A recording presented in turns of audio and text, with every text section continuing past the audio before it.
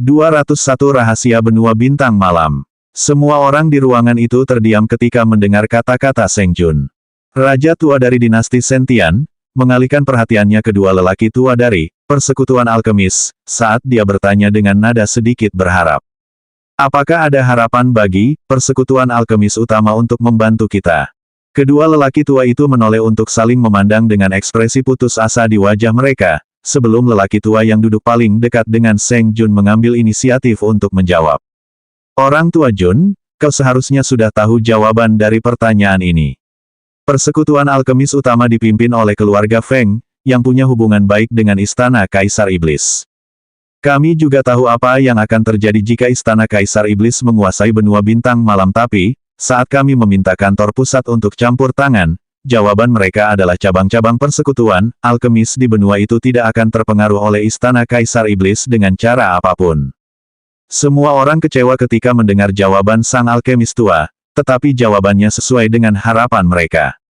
Lagi pula, semua orang di sini adalah orang-orang berstatus tinggi di benua bintang malam, dan mereka mengetahui rahasia-rahasia yang tidak akan pernah diketahui oleh Raja Dao biasa.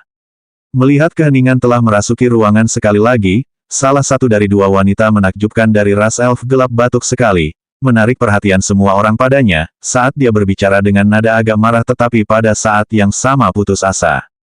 Bahkan jika kita benar-benar menaruh seluruh perhatian kita untuk membesarkan generasi muda, apakah kamu benar-benar berpikir bahwa salah satu dari mereka akan berada pada level yang cukup tinggi, untuk memasuki sekte suci hanya dalam waktu 3 tahun? Memalingkan kepalanya untuk melihat Seng Jun, wanita peri gelap itu melanjutkan. Pak Tua Jun, apakah kau benar-benar begitu percaya pada Seng Huang? Atau mungkin kau berpikir bahwa ujian untuk sekte suci mungkin tidak terlalu sulit bagi cucumu sendiri? Saya rasa tidak baik mempertaruhkan segalanya pada generasi muda. Kita semua pernah mengalaminya, jadi saya yakin semua orang di sini ingat kekejaman ujian tersebut. Berapa banyak orang yang akan mati kali ini? Siapa di antara kalian yang dapat berkata dengan yakin, bahwa keturunan kalian atau murid-murid kalian dapat bertahan hidup dengan sukses, dan lulus ujian keempat? Jika tidak, apakah kau benar-benar berpikir bahwa Istana Kaisar Iblis akan memiliki sedikit keraguan dalam mengambil alih benua bintang malam? Setelah jeda singkat, wanita peri gelap berambut merah itu memandang semua orang yang duduk di sekitarnya, lalu dia melanjutkan. Menurutku, lebih baik bagi kita semua untuk memasuki Villa Raja Naga bersama-sama dan mencoba mencari harta karun yang akan membantu kita menembus alam kaisar. Aku tidak percaya bahwa inti villa tidak memiliki setidaknya satu benda seperti itu di dalamnya. Istri Seng Jun, Qiao Li Fen, menatap wanita peri gelap itu dengan ejekan yang tak tersamar di matanya, dan tanpa menunggu orang lain berbicara, dia menjawab. Yi Huyan, apakah kamu benar-benar berpikir bahwa kamu adalah satu-satunya yang memikirkan hal ini? Aku dan Seng Jun telah memasuki villa lebih sering daripada siapapun di sini, tidak ada cara untuk menerobos ke inti villa dengan paksa. Melihat Yi Huyan yang berambut merah telah terdiam, Qiao Li Fen melanjutkan dengan nada tegas. Kalau begitu, aku bertanya kepadamu, apakah ada alternatif lain, selain menaruh semua harapan kita pada generasi muda? Apakah menurutmu kita dapat menghadapi Istana Kaisar Iblis sendirian dalam kasus itu? Meskipun mungkin tak seorang pun di antara kita yang menganggap dirinya pahlawan, jika kita bahkan tidak bisa melindungi tempat di mana keluarga kita tinggal, lalu apa gunanya berkultivasi sejak awal? Kau harus tahu bahwa, begitu Istana Kaisar Iblis mengambil alih benua bintang malam, darah akan mengalir seperti sungai, dan bahkan aku tidak dapat memperkirakan berapa banyak manusia dan kultivator yang akan mati. Melihat tidak ada orang lain yang berbicara setelah Qiao Li Fen, wanita tua dari Asosiasi Tentara Bayaran, berdiri dari kursinya, dan saat matanya menyapu semua orang di sekitarnya, mereka berhenti di Seng Jun, saat dia kemudian berbicara dengan suara serak. Saya setuju dengan Yi Huyan. Saya tidak percaya ada orang dari generasi muda yang lebih berbakat daripada kami di masa muda. Namun, tidak seorang pun di antara kita di sini yang memiliki keyakinan untuk menerobos alam Kaisar Dao sendirian, jika tidak, kita pasti sudah mencobanya sejak lama. Tanpa ahli alam Kaisar Dao, benua bintang malam kita tidak akan memiliki perlindungan apapun, jadi meskipun aku mungkin tidak menyukainya, aku akan setuju dengan Seng Jun dan Qiao Li Fen kali ini. Asosiasi Tentara Bayaran kami setuju. Pria parubaya dari Asosiasi Tentara Bayaran tetap diam, menunjukkan bahwa dia juga setuju dengan keputusan wanita tua itu. Seng Jun menganggukkan kepalanya saat mendengar ini, lalu matanya menatap ke 6 orang lain di sekitarnya, sambil menunggu keputusan mereka. Pada saat yang sama, sementara para petinggi dari 5 kekuatan puncak di kota kubah surga tengah mencoba mencapai kesepakatan, Sun Long telah memasuki tempat berkabut, batu waktu. Tujuannya sekarang adalah untuk maju ke puncak tingkat surga secepat mungkin, sebelum dia mulai memurnikan pohon roh giok emas peringkat 4 yang diperolehnya dari pintu masuk desa setengah iblis, menjadi pil peningkat roh peringkat 4. Tanaman merambat penelan surga di depannya, dengan cepat menelan batu-batu roh tingkat menengah, karena ki murni dalam jumlah yang belum pernah terjadi sebelumnya mulai mengalir di sekitar tubuh Sun Long. Ki murni di dalam batu roh tingkat menengah, sebenarnya tak ada bandingannya dengan ki yang ada di batu roh tingkat rendah. Saat Sun Long menyerap ki murni dari pohon anggur penelan surga, dia dapat merasakan bola ki yang tengah dibentuknya di tangannya, yang dengan cepat berubah menjadi warna emas cemerlang. Hampir 2 bulan telah berlalu seperti ini di dalam tempat berkabut di batu waktu, ketika suara letupan terdengar dari tubuh Sun Long, karena kultivasinya telah mencapai peringkat awal 9 di tingkat surga. 202 memurnikan pohon roh giok emas. Sun Long membuka matanya dan melihat ke atas, di mana 75 bola ki melayang di atas kepalanya di dalam jam pasir raja. Bola-bola ki yang lebih dekat ke pintu masuk jam pasir, bersinar dengan warna keemasan yang lebih terang daripada bola-bola lainnya, yang menunjukkan bahwa ki di dalamnya ternyata lebih murni. Meskipun Sun Long belum mencapai puncak peringkat 9 di tingkat surga, dia masih puas dengan hasil kultivasinya dalam 2 bulan terakhir. Setelah berpikir sejenak, dia lalu memindahkan pohon roh giok emas peringkat 4, dari kebun herbal batu waktu, ke tempat ini. Saat ini, Sun Long sudah memiliki lebih dari 10 pohon roh golden jade, yang sudah dewasa sepenuhnya di kebun herbalnya. Sun Long kemudian berbalik untuk melihat pohon di depannya yang tampak seperti terbuat dari emas murni, sebelum dia juga mengeluarkan selusin ramuan obat dari batu waktu. Akhirnya tibalah waktunya baginya untuk menyempurnakan pil pemelihara roh. Si hitam kecil yang kini juga berada di dalam tempat berkabut bersama tuannya, menatap pohon emas itu dengan rasa ingin tahu di matanya. Meskipun dia tidak tahu kegunaan pohon itu, naga hitam itu jelas ingat kegembiraan Sun Long, ketika dia melihat pohon roh giok emas di pintu masuk desa setengah iblis. Namun, Sun Long tahu tentang kegunaan pohon ini. Dia sudah tahu bahwa agar seorang kultivator dapat menerobos dari puncak peringkat 9 tingkat surga ke alam roh, ada 3 kondisi yang perlu dipenuhi. Yang pertama adalah, bahwa dantian kultivator harus mengumpulkan cukup ki hingga mencapai titik jenuh. Sun Long tahu bahwa ini mirip dengan dirinya yang memiliki 81 bola ki di dalam jam pasir raja. Lagi pula, meskipun jam pasir raja berbeda dari teknik kultivasi lainnya yang pernah dilihatnya, Sun Long tidak percaya bahwa proses pemecahannya akan berbeda dari kebanyakan kultivator lainnya, setidaknya selama terobosan ke alam roh. Syarat kedua, adalah agar kultivator meningkatkan kekuatan spiritualnya. Untuk melangkah ke alam roh, kultivator perlu meningkatkan kekuatan rohnya sendiri terlebih dahulu. Ini biasanya dicapai dengan menghabiskan waktu berjam-jam dalam meditasi, atau dengan mengonsumsi pil berharga yang dapat membantu dalam hal ini. Akan tetapi, pil semacam itu sangat langka di benua bintang malam, karena ramuan obat yang dibutuhkan sangat langka, dan para alkemis yang dapat memurnikan pil tersebut hampir semuanya berada pada tingkat emas. Sedangkan untuk syarat yang ketiga, adalah agar sang kultivator dapat meningkatkan pemahamannya terhadap daunnya. Tanpa wawasan yang cukup dalam dao, seorang kultivator tidak akan mampu menerobos ke alam roh, dan harus menghabiskan hidupnya terjebak di puncak peringkat 9 di tingkat surga. Adapun, pil peningkat roh, peringkat 4 milik Sun Long, pil seperti itulah yang dapat membantu meningkatkan kekuatan spiritualnya. Tentu saja, alasan Sun Long tidak mulai memurnikan pohon roh giok emas lebih awal dan menunggu hingga kultivasinya maju, adalah karena kesulitan dalam memurnikan pohon tersebut. Sebagai bahan obat langka tingkat tinggi peringkat 4, pohon roh giok emas jauh lebih sulit dimurnikan menjadi saripati obat dibandingkan rumput Sun Skirt peringkat 4. Sun Long memperkirakan, meskipun kultivasinya sudah mencapai tingkat awal 9 tingkat surga, dia mungkin masih belum berhasil dalam penyempurnaan pil. Setelah menarik napas dalam-dalam, kekuatan spiritual Sun Long telah mencapai puncaknya, karena api kecil muncul di bawah kualinya. Tatapan matanya serius saat api Qi-nya memanaskan kuali. Beberapa menit kemudian, dia kemudian mulai perlahan-lahan menaruh ramuan obat ke dalamnya, memurnikannya satu demi satu. Cabang, Silverwood, peringkat 3, segenggam, bubuk ilusi ungu, peringkat 3, buah asap putih, peringkat 2. Sun Long mulai bergumam sambil meneruskan pemurnian ramuan herbalnya. Akhirnya, seperempat jam kemudian, Sun Long menatap pohon emas yang ada di sisinya, sebelum dia mengangkat tangan kirinya, dan menggunakan jari telunjuknya, dia dengan lembut membuat lubang di batang pohon itu. Cairan berwarna emas yang menyerupai madu, kemudian mulai mengalir dari pohon roh giok emas.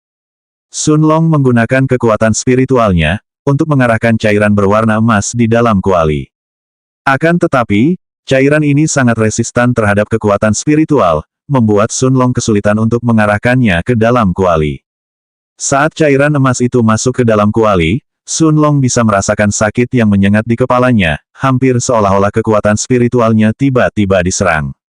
Meskipun cairan emas itu bukan makhluk hidup, ramuan obat langka apapun yang melibatkan kekuatan spiritual dengan cara apapun, memiliki bahaya serangan balik tertentu. Api Qi Sun Long bertambah kuat saat ia mencoba memurnikan cairan dan memurnikannya menjadi saripati obat lebih cepat dari sebelumnya. Namun, cairan emas tersebut sangat tahan terhadap api, membuat proses pemurniannya menjadi sangat lambat. Sambil menggertakkan giginya, Sun Long kemudian mengaktifkan domain raja keduanya, namun alih-alih menyelimuti tubuhnya sendiri, cahaya biru malah menutupi seluruh cairan emas itu. Butiran keringat mengalir turun dari dahi Sun Long, tetapi dengan penggunaan dao waktu, cairan emas itu mulai berputar searah jarum jam di dalam kuali, di bawah bimbingan kekuatan spiritualnya. Akhirnya, lebih dari 1 jam kemudian, aroma obat yang kuat keluar dari kuali, sementara pada saat yang sama, api Qi Sun Long padam dan dia terjatuh ke tanah. Kekuatan spiritualnya hampir terkuras seluruhnya saat itu, tetapi dia masih memaksakan diri untuk duduk dan membuka tutup kuali. Si hitam kecil juga menatap kuali tuannya dengan penuh harap di matanya. Saat tutup kuali dibuka, terlihat 5 pil yang berkilau keemasan di dalamnya, memancarkan aroma obat yang kuat. Sun Long tidak kecewa saat dia melihat bahwa 2 pil tersebut bermutu tinggi, bukannya bermutu utama. Sebaliknya, ia menaruhnya dalam 2 botol pil yang berbeda, sebelum ia duduk untuk memulihkan kekuatan spiritualnya. 3 jam kemudian, kekuatan spiritualnya telah pulih ke puncaknya, tetapi Sun Long tidak memilih untuk langsung mengonsumsi pil peningkat semangat peringkat 4 tingkat atas. Dia jelas bisa merasakan bahwa akhir-akhir ini, meskipun basis kultivasinya maju dengan cepat, kekuatan tempurnya belum mencapai puncaknya. Dia yakin jika situasi ini terus berlanjut dan dia tidak terbiasa sepenuhnya dengan kekuatannya, kultivasinya akan mulai mandek di masa mendatang. Tanpa ragu sedikit pun, Sun Long berpura-pura meninggalkan tempat berkabut itu, saat tubuhnya muncul kembali di kamar penginapan. 203 menerima misi. Matahari telah terbit beberapa jam yang lalu, dan bulan sudah tersembunyi di langit. Di halaman luar ruangan, Sun Long melihat Liu Mei yang sedang kembali berlatih ilmu pedangnya. Meskipun 2 bulan telah berlalu bagi Sun Long di tempat berkabut, baru seminggu berlalu bagi Liu Mei. Namun, karena kultivasi gandanya dengan Sun Long, pil pembakaran darah peringkat 3 tingkat atas, dan juga teknik kultivasi tingkat suci, tingkat kultivasinya telah mencapai peringkat awal 6 tingkat surga. Namun Sun Long tahu, bahwa pada kenyataannya, Liu Mei memiliki masalah yang sama dengannya.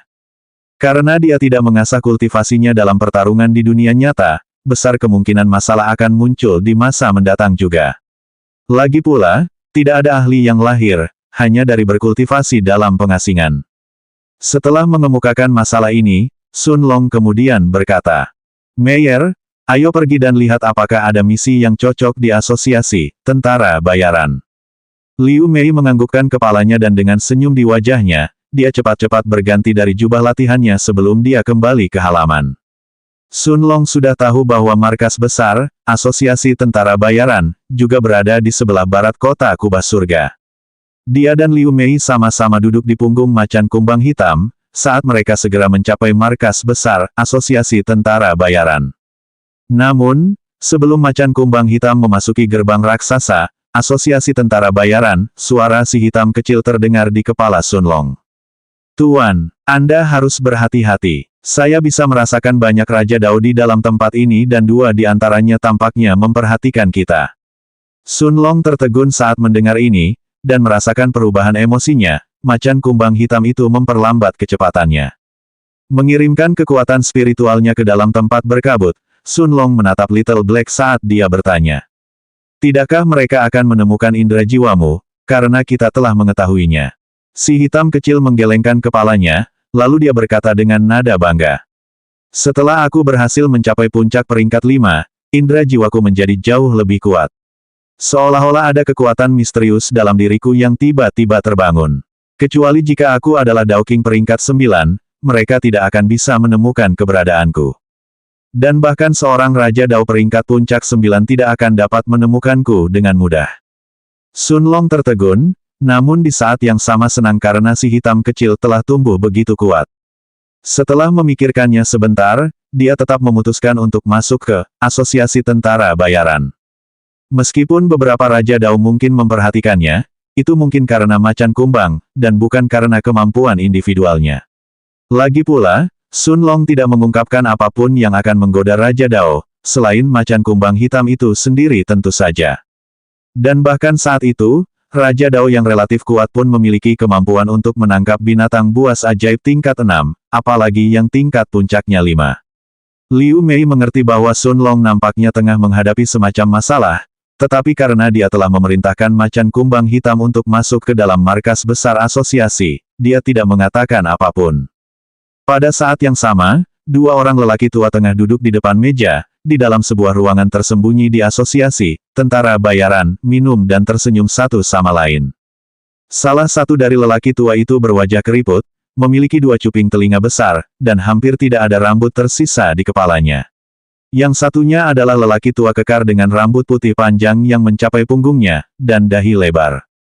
Masing-masing pria ini memiliki lencana emas yang disematkan pada jubah hitam mereka, yang menunjukkan status mereka di Asosiasi Tentara Bayaran. Mereka berdua adalah tentara bayaran pangkat SSS. Saat indera jiwa si botak menyadari macan kumbang hitam itu ragu-ragu sejenak, dia menatap pria berambut putih itu dan tertawa sambil berkata, "Hahaha, sepertinya anak anjing ini telah menyadari indera jiwamu, Hao Ping." Pria berambut panjang itu memiliki ekspresi terkejut di matanya saat dia bergumam. Apakah saya melakukan kesalahan? Bagaimana saya ditemukan? Namun, lelaki botak dengan cuping telinga besar itu masih mengamati macan kumbang itu secara sembunyi-sembunyi dengan indera jiwanya, sementara tatapan serakah memenuhi matanya. Pria berambut putih di sebelahnya memperhatikan hal ini, lalu dia bertanya sambil tersenyum. Zilan tua, kamu tampaknya sangat tertarik pada macan kumbang hitam ini. Apakah kamu ingin mengambilnya? Orang tua itu tidak menarik kembali rasa jiwanya, tapi mengangkat kepalanya dia melihat ke arah pria berambut panjang di sebelahnya sambil berkata. Lihat saja, pada saat yang sama kedua lelaki tua itu mengobrol satu sama lain, Sun Long pergi ke konter pendaftaran dan mengganti lencananya dari tentara bayaran peringkat D menjadi peringkat B. Sekarang setelah kultivasinya mencapai tahap akhir tingkat surga, dia pasti dapat dianggap sebagai tentara bayaran tingkat B. Setelah menerima lencananya, dia dan Liu Mei berjalan menuju papan misi raksasa di belakang. Ada banyak sekali misi, dari tentara bayaran tingkat D hingga tingkat S, sementara Sun Long bahkan menyadari beberapa misi yang hanya bisa diterima oleh tentara bayaran tingkat SS. Tentu saja, tidak ada misi untuk tentara bayaran tingkat SSS. Misi untuk tentara bayaran peringkat B dan C antara lain, membantu melindungi para pedagang saat mereka datang dan pergi ke kota kubah surga, membasmi sarang bandit, atau mencari bahan obat yang berharga. Tentu saja, ada misi yang lebih terspesialisasi, yang mencakup membantu orang melakukan balas dendam pribadi. Setelah berpikir sejenak, Sun Long dan Liu Mei memilih dua misi yang tidak terlalu dekat, atau terlalu jauh dari kota kubah surga. Misi peringkat C, bunuh dua hiena bergigi api, peringkat tengah 3, dan dapatkan buah pemanas meridian, peringkat 4 yang mereka jaga di dalam hutan Dreamland. Hadiah, 50.000 batu roh tingkat rendah. Misi peringkat B, membasmi sarang pembunuh terkenal Hao Jingguo, di luar dataran Dreamland. Hadiah, 200.000 batu roh tingkat rendah. 204 target. Catatan penulis, ada masalah dengan, jadi bab yang diunggah kemarin tidak lengkap, dan beberapa detail hilang di bagian akhir. Nama buah yang dibutuhkan misi peringkat C adalah, buah pemanas meridian, dan hadiah untuk setiap misi juga ditambahkan di bab tersebut. Setelah melihat dua misi yang telah dipilihnya, Sun Long berjalan ke counter misi dan secara resmi mendaftarkan dirinya sebagai kapten tim, sebelum dia dan Liu Mei menerima dua misi kelompok. Pemuda di counter misi menatap Sun Long dengan tatapan aneh di matanya. Misi kelompok biasanya dilakukan oleh kelompok yang berpengalaman yang terdiri dari 3 sampai 5 tentara bayaran. Jadi, menjalankan misi hanya dengan 2 orang, 1 tentara bayaran peringkat B dan 1 peringkat C, sama saja dengan bunuh diri. Tetapi saat pemuda itu menyadari macan kumbang hitam di belakang Liu Mei, dia langsung mengerti apa yang sedang terjadi. Jadi mereka berencana menggunakan binatang ajaib untuk menyelesaikan misi. Tuan muda benar-benar sudah mengatur hidup mereka. Mengangguk kepalanya tanpa sadar, pemuda di belakang konter menatap Sun Long dan mengingatkannya. Anda perlu membawa bukti untuk setiap misi, agar berhasil mengklaim hadiah. Misi tingkat C hanya mengharuskanmu membawa kembali, buah pemanas meridian, tingkat 4, sementara misi tingkat B mengharuskanmu membawa kepala Hao Jingguo. Sambil menganggukkan kepalanya, Sun Long menerima kedua misi tersebut, saat dia dan Liu Mei menaiki macan kumbang hitam dan meninggalkan asosiasi tentara bayaran. Saat mereka keluar melalui gerbang perkumpulan, lelaki tua botak dengan cuping telinga besar itu perlahan duduk dari tempat duduknya.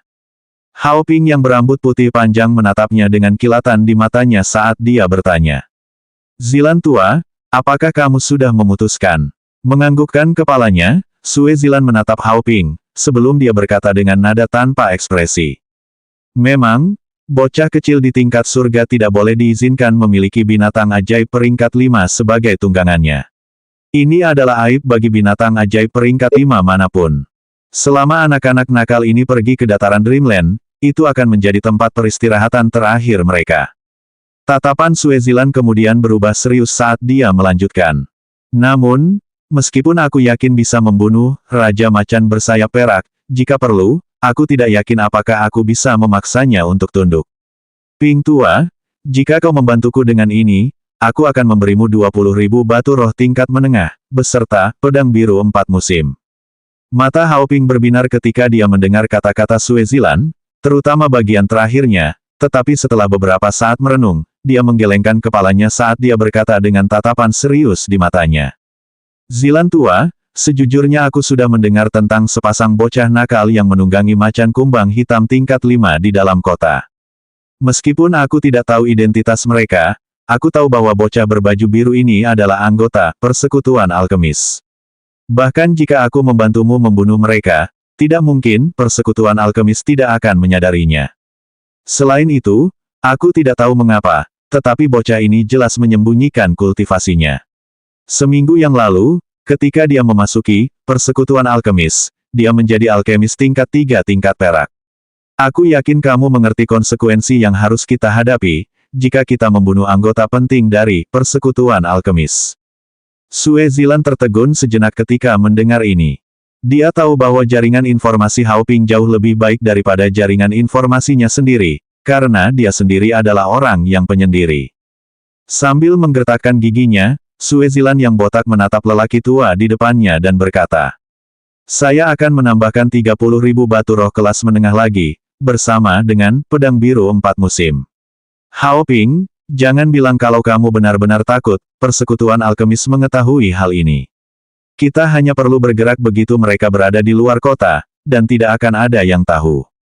Mengenai Raja Macan Tutul bersayap perak, saya hanya bisa mengatakan bahwa kami menemukannya secara tidak sengaja. Selama tidak ada bukti, persekutuan alkemis tidak akan bisa berbuat apa-apa pada akhirnya. Setelah terdiam sejenak, Hao Ping akhirnya menganggukkan kepalanya, saat dia dan Sue Zilan yang botak segera menghilang dari ruang rahasia itu, seolah-olah mereka tidak pernah ada di dalamnya sejak awal.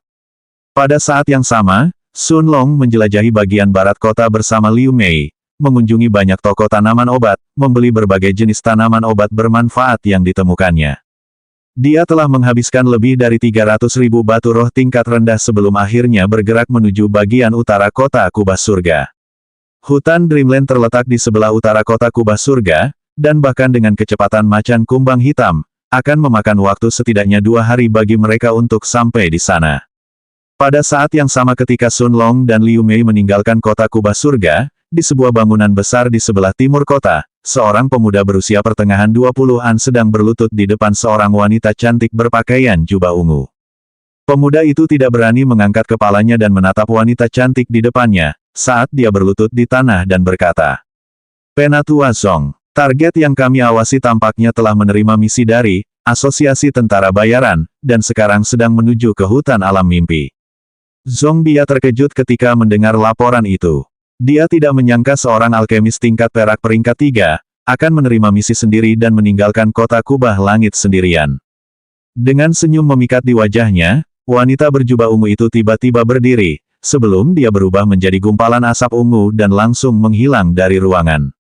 205 Penyergapan. Pemuda itu linglung saat Penatua Zong menghilang dari ruangan.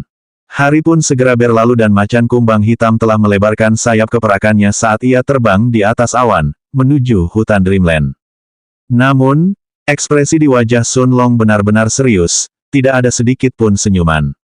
Memalingkan kepalanya ke samping, dia menatap Liu Mei yang masih mengenakan kerudung putih di wajahnya, dan dengan nada serius dia berkata, "Meyer, segala sesuatunya mungkin akan menjadi sulit untuk sementara waktu. Namun, masih terkendali." Kurang dari 5 menit kemudian, sepasang lelaki tua menghalangi jalan di depan. Mata Liu Mei menyipit saat melihat lencana emas di dada masing-masing lelaki tua itu, memahami bahwa mereka berdua adalah tentara bayaran pangkat SSS. Aura yang dipancarkan kedua lelaki tua ini telah membuat Liu Mei benar-benar ketakutan, sedangkan Raja Macan Tutul bersayap perak langsung terhenti. Melihat dua Raja Dao di depannya, raut wajah Sun Long berubah serius, tetapi tidak ada sedikit pun tanda-tanda kecemasan terlihat di ekspresinya. Tentu saja, kedua lelaki tua ini tidak lain adalah lelaki dengan cuping telinga besar Sue Zilan, dan lelaki berambut putih panjang Hao Ping. Sue Zilan menatap Sun Long dan Liu Mei dengan senyum jahat di wajahnya, sebelum matanya terpaku pada peringkat puncak 5, Raja Macan Tutul bersayap perak. Pada saat yang sama, Hao Ping yang berambut panjang menatap Sun Long dan Liu Mei, dan dengan nada menyesal dia menggelengkan kepalanya saat dia berkata, "Anak-anak nakal, jika kalian tetap tinggal di kota kubah surga, di bawah perlindungan persekutuan alkemis, kami tidak akan menyentuh kalian, tetapi kalian hanya perlu datang ke sini. Kamu harus tahu di kehidupan selanjutnya, bahwa jika kamu tidak cukup kuat untuk memiliki sesuatu, lebih baik melepaskannya." Sue Zilan menggelengkan kepalanya saat mendengar ini, tetapi saat dia hendak berbicara, tawa merdu bergema dari belakang Sun Long dan Liu Mei. Entah dari mana, gumpalan asap ungu muncul di depan Sun Long, sebelum sosok memikat seorang wanita berambut merah mulai mengembun. Sun Long dan Liu Mei melihat wanita yang tersenyum pada mereka. Dia tampak berusia awal 30-an, dan mata merahnya tampak seolah-olah menatap langsung ke jiwa Sun Long. Dia memiliki senyum yang mempesona di wajahnya, sementara rambutnya yang merah cerah berkibar tertiup angin. Warna rambutnya tidak merah gelap, seperti milik putri ras Dark Elf, melainkan merah tua terang yang menyerupai warna darah. Setelah tersenyum cerah pada Sun Long, wanita itu menoleh untuk melihat kedua lelaki tua di seberangnya, yang menatapnya dengan tatapan serius di mata mereka, sebelum dia berkata, "Hahaha, sepertinya aku datang tanpa diundang, tapi aku penasaran apakah ada tempat untukku di kelompokmu juga." Sue Zilan yang botak itu tampak jelek ketika dia melihat wanita di depannya, lalu dia berkata dengan nada mengancam, "Zong Bia, apa yang kau lakukan di sini? Jika kau berani mengacaukan rencanaku, aku jamin Sekte Blood Moon-mu tidak akan sanggup membayar harganya." Sue Zilan sama sekali tidak takut pada Zong Bia atau Sekte Blood Moon. Namun, dia takut Zong Bia akan mencoba merusak rencananya. Lagi pula, jika wanita di depannya memutuskan untuk membantu Sun Long melarikan diri, Sue Zilan tidak yakin bisa menangkap macan kumbang hitam itu, jika macan kumbang itu terbang kembali ke kota kubah surga dengan kecepatan penuh. Saat itu, dialah yang akan membayar harganya, karena mencoba menyentuh seorang alkemis dari persekutuan alkemis. Bagaimanapun, meskipun kekuatan tempur yang dimiliki, persekutuan alkemis tidak lebih unggul dari Asosiasi Tentara Bayaran, sudah menjadi pengetahuan umum bahwa jika seseorang mencari masalah dengan para alkemis tingkat tinggi di dalam serikat, maka mereka dan kekuatan di belakang mereka akan dilarang membeli pil dari serikat tersebut lagi. Jika itu yang terjadi, Sue Zilan yakin, asosiasi akan menyerahkannya ke persekutuan alkemis untuk meredakan amarah mereka. Tetua berambut merah dari Sekte Bulan Darah, menatap Sue Zilan dengan senyum di wajahnya, dan menggelengkan kepalanya. Dia berkata, "Tentu saja aku tidak ingin berurusan dengan perkumpulan tentara bayaran, Tetua Sue. Akan tetapi, aku sudah menyukai pemuda ini, dan ingin menjadikannya budak pil pribadi. Karena kau akan membunuh mereka, kau bisa mengizinkanku membawa pemuda itu bersamaku, kan? Kau boleh melakukan apapun yang kau mau pada wanita di belakangnya." Mata Hao Ping berbinar saat mendengar ini, tetapi Sue Zilan menggelengkan kepalanya tanpa berpikir dua kali. Matanya menatap Zhong Bia yang berambut merah tanpa sedikit pun kebaikan saat dia menjawab dengan dingin. "Enyahlah, tidak mungkin aku membiarkan bocah ini hidup. Kalau tidak, jika kau memutuskan untuk membantunya kembali ke kota, bukankah aku dan Hao Ping akan sama-sama hancur? Bahkan jika kita tidak mati, persekutuan alkemis pasti akan menguliti kita hidup-hidup." Temukan novel resmi di Pembaruan Lebih Cepat, Pengalaman Lebih Baik, silakan klik tanda pagar. Garis bawah 50,456,409,209.708.786 untuk berkunjung. Zhong Bia, jangan bahas ini lagi. Enyahlah dan aku akan menganggapnya seolah kau tidak pernah ada di sini. Hao Ping sepertinya baru menyadari bahwa dia berada di perahu yang sama dengan Sue Zilan saat ini. Memang, jika sesuatu terjadi, dia pasti akan dipaksa kehilangan sebagian kulit dagingnya dari persekutuan alkemis. Tatapan matanya langsung berubah dingin saat dia menatap Zhong Bia tanpa mengucapkan sepatah kata pun. Wajah Zhong Bia memerah karena marah tapi dia masih menarik napas dalam-dalam untuk menenangkan dirinya, sebelum dia menatap Sue Zilan dan berkata dengan serius. "Penatua Sue, apakah Anda tidak takut bahwa saya akan menceritakan semuanya kepada persekutuan alkemis sendiri?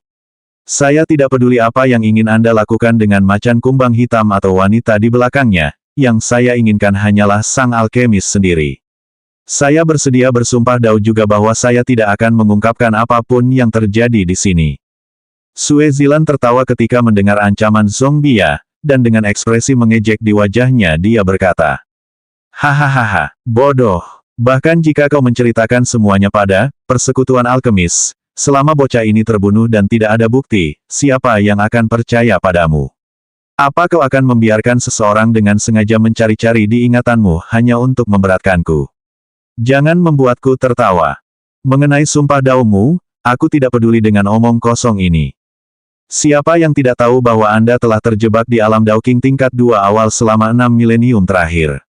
Anda tidak memiliki harapan untuk maju. Untuk terakhir kalinya, pergilah." Kemarahan langsung menyelimuti pikiran Zhong Bia saat dia mendengar kata-kata ini, sementara ekspresi di wajahnya berubah sangat jelek. Bukan saja dia merendahkan dirinya dan mengatakan bersedia bersumpah dao, tapi Sue Zilan malah mengutuknya sebagai balasan, dan menolak memberinya sedikit pun wajah. Senyum jahat segera memenuhi wajahnya, saat dia tiba-tiba berbalik dan menatap Sun Long sebelum dia berkata, "Anda hanya punya waktu 5 detik. Lalu, tanpa menunggu jawaban, sosoknya yang menggerakkan segera berubah menjadi gumpalan asap ungu, yang bergerak ke arah dua tentara bayaran pangkat SSS di depannya. Ekspresi Sun Long tidak berubah saat dia melihat pemandangan di depannya, dan dengan tatapan yang sama di matanya, dia menyuruh macan kumbang hitam untuk terbang ke arah timur. Dia tidak merasakan rasa terima kasih sedikit pun terhadap Zhong Bia, karena dia mengerti bahwa wanita ini telah mendengar segalanya tentangnya dari alkemis tingkat perak peringkat 2 Yao Huang, sedangkan tujuannya barusan adalah untuk menjadikannya sebagai budak pil. Kalau saja Sue Zilan menyetujui permintaannya, dia mungkin akan bergandengan tangan dengannya saat ini juga ketika bertarung melawannya. Sue Zilan menatap asap ungu di sekitarnya dengan ekspresi marah di wajahnya, sebelum dia berteriak dengan suara yang berbau niat membunuh. "Zhong Bia, dasar jalang. Aku akan membuatmu membayar." Melihat macan kumbang hitam terbang ke arah timur, si botak menoleh untuk melihat Hao Ping di sebelahnya, dan dengan tatapan penuh tekad dia berkata, "Jangan biarkan mereka lolos." Selanjutnya bab 206 dikejar oleh Raja Dao.